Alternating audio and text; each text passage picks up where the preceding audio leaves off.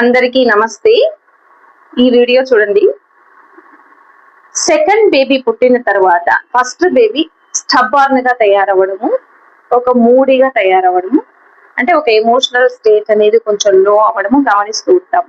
ఎందుకు ఇలా జరుగుతుందంటే, పెద్ద బాబు గాని పెద్దమ్మాయి గాని వాళ్ళకి ఎలాంటి ఆలోచన వస్తుందంటే, నా మీద ఉన్నటువంటి ప్రేమ మొత్తం ఆ బేబీ తీసుకునేసింది, నా మీద మా అమ్మకు ప్రేమ లేదు, నేను ఇప్పుడు పనికిరాని వాడిని అన్నట్టు వాళ్ళ యొక్క మనసులో వచ్చి అలాంటి ఆలోచన అనేది సృష్టిస్తుంది అనమాట. దీన్ని మనం సైకాలజీ పరంగా చూసినట్టయితే జెలసీ అండ్ సిబ్లింగ్ రివలరీ అని అంటాం అనమాట. అంటే న్యూ బేబీ వచ్చి నా యొక్క ప్రేమను మొత్తం లాగేసింది, అంటే మా అమ్మ ప్రేమను లాగేసింది అనుకుంటారు. ఇంకొకటి అటెన్షన్ సీకింగ్ బిహేవియర్ అనేది ఇక్కడ ఏర్పడుతుంది. దాంట్లో మెయిన్ గా వచ్చేసి వాళ్ళకి ఏడవడము, కోపం చూపించడము, ఉన్న వాటిని ఏమైనా అలాగా పడేయడము, సో మిగతా ఎవరితో అయినా మిస్బిహేవింగ్ చేయడము, కావాలని ఏదో ఒకటి లాగడము, ఇలా చేస్తుంటారు అనమాట. అంటే ఎక్కువగా ఓవర్లీ ఎమోషనల్ అనేది అయిపోతూ ఉంటారు. సో ఇన్ఫీరియారిటీ ఫీలింగ్ అనేది అక్కడ ఏర్పడుతుంది అనమాట. అంటే నేను నా తమ్ముడి కంటే చెల్లెల కంటే తక్కువ వాడిని, తక్కువ దాన్ని అనేది అక్కడ ఆ పిల్లల మనస్తత్వంలో అది ఏర్పడిపోతుంది.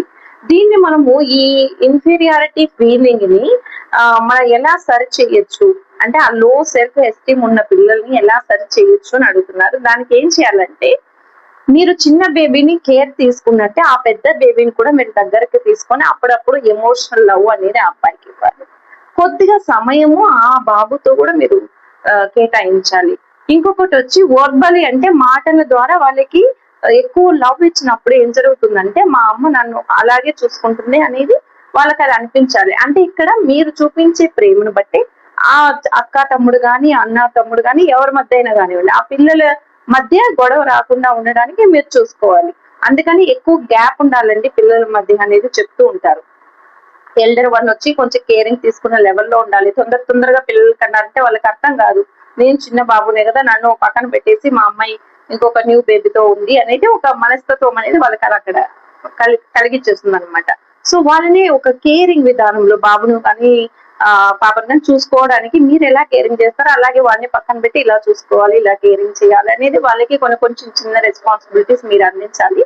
సో అప్పుడు వాళ్ళ మధ్య బాండేజ్ అనేది కూడా అక్కడ ఏర్పడుతుంది. సో ఎల్డర్ చైల్డ్ ఏం చేసినా కూడా వారి యొక్క ఫీలింగ్స్ ను మీరు రెస్పెక్ట్ ఇవ్వండి, వానికి కొంచెం మెచ్యూర్డ్ గా బిహేవ్ చేయడం ఇవన్నీ నేర్పించండి. సో ఇలాంటివన్నీ చేసినట్లయితే వాళ్ళిద్దరి మధ్య ఒక బంధం అనేది అలాగే ఉంటుంది. పేరెంటల్ కాన్ఫ్లిక్ట్ అంటే అమ్మను తప్పుగా అనుకోవడం కానీ, తనే ఎక్కువ నేను తక్కువ అన్నట్టు ఇలాగా అక్కడ ఆ జడ్జిమెంట్ అనేది చేయడం కానీ లేకుండా ఉంటుంది. So thank you so much and follow for more videos Annamareddy Chamundeswari YouTube channel as well as Insta Annamareddy Chamundeswari అని కొడితే అమెజాన్ లో నా పుస్తకాలన్నీ ఉంటాయి. ఎవరికి కావాలో వాళ్ళందరూ కూడా ఆర్డర్ పెట్టుకోండి. థ్యాంక్ యూ, ధన్యవాదాలు.